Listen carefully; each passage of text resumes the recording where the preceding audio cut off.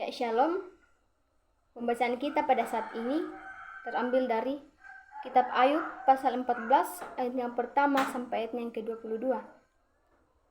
Lembaga Alkitab Indonesia memberikan judul Setelah Mati Tidak Ada Harapan Lagi. Firman Tuhan, manusia yang lahir dari perempuan singkat umurnya dan penuh kegelisahan. Seperti bunga ia berkembang lalu layu, seperti bayang-bayang ia hilang, lenyap dan tidak dapat bertahan. Masakan engkau menunjukkan pandanganmu kepada orang seperti itu dan menghadapkan kepadamu untuk diadili? Siapa dapat mendatangkan yang lahir dari yang najis? Seorang pun tidak, jikalau hari-harinya sudah pasti dan jumlah bulannya sudah tentu padamu, dan batas-batasnya sudah kau tetapkan sehingga tidak dapat dilangkahinya. Hendaklah kau alihkan pandanganmu daripadanya agar ia beristirahat, sehingga ia seperti orang upahan dapat menikmati harinya. Karena bagi pohon masih ada harapan, apabila ditebang, ia bertunas kembali, dan tunasnya tidak berhenti tumbuh. Apabila akarnya menjadi tua di dalam tanah, dan tunggulnya mati di dalam debu, maka bersemilah ia setelah diciumnya air, dan dikeluarkannya lah ranting seperti semai.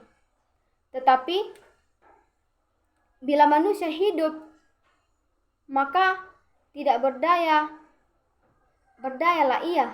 Bila orang binasa, di manakah ia?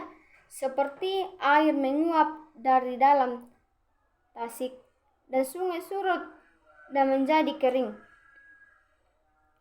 Demikianlah juga manusia berbaring dan tidak bangkit lagi. Apabila sampai langit hilang lenyap, mereka tidak terjaga dan tidak bangun dari tidurnya. Kiranya engkau menyembunyikan aku di dalam dunia orang mati, melindungi aku sampai murkamu surut, dan menetapkan waktu bagiku, kemudian mengingat aku pula. Kalau manusia mati, dapatkah ia hidup lagi? Maka aku akan menaruh harap selama hari-hari pergumulanku sampai tiba giliranku. Maka engkau akan memanggil dan aku pun akan menyahut. Engkau akan rindu kepada buatan tanganmu. Sungguh pun engkau menghitung langkahku. Engkau tidak akan memperhatikan dosaku. Pelanggaranku akan dimasukkan di dalam pundi-pundi yang dimeteraikan, dan kesalahanku akan kau tutup dengan lepah.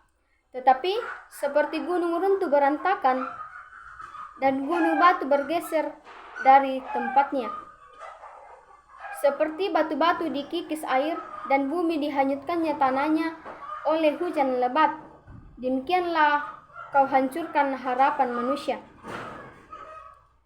Engkau menggagahi dia untuk selama-lamanya, maka pergilah ia. Engkau mengubah wajahnya dan menyuruh dia pergi. Anak-anaknya menjadi mulia, tetapi ia tidak tahu, atau mereka menjadi hina, tetapi ia tidak menyadarinya. Hanya tubuhnya membuat dirinya menderita, dan karena dirinya sendiri jiwanya berduka cita. Amin, firman Tuhan. Ya, dari keseluruhan pembacaan kita dapat disimpulkan satu tema, yaitu hidup seteguh batu. Hidup seteguh batu. Ya, sebuah pembahasan mengatakan tidak ada manusia yang hidup seumur batu. Dalam arti tidak akan ada orang yang bisa bertahan hidup untuk kurun waktu yang lama. Jika batu bisa bertahan dalam waktu yang sangat lama, sangat bertolak belakang dengan hidup manusia yang singkat dan yang rapuh. Jika ada manusia yang berangan-angan untuk hidup seumur hidup, maka itu sama halnya dengan menjaring angin. Firman Tuhan dari kitab Ayub pasal 14 ayat pertama sampai ayat yang ke-22 kembali mengingatkan kepada kita bahwa keberadaan kita sebagai manusia itu rapuh dan lemah. Beberapa hal yang patut direnungkan, yaitu yang pertama, hidup manusia singkat dan penuh dengan pergumulan. Bagi umur, kemampuan, dan kemuliaan, manusia sangat singkat dan penuh keterbatasan.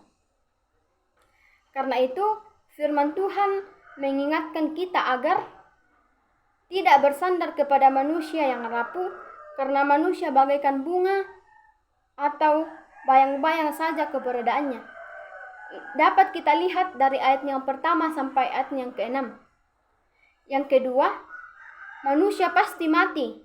Kitab Ayub menggambarkan bahwa hidup manusia bagaikan uap yang hanya berlangsung sesaat saja.